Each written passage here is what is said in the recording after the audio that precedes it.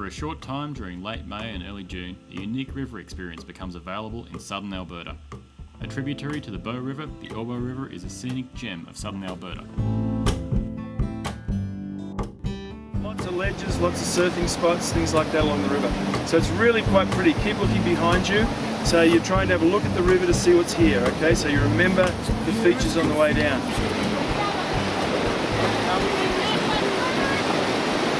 We've got the canyon. It's a big S-bend canyon, about 600-700 meters long.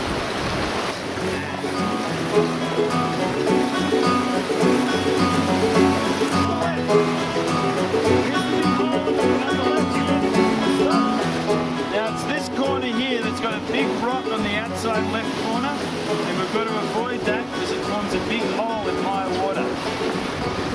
This morning I woke restless and heavy, with blood pulsing fierce in the rain.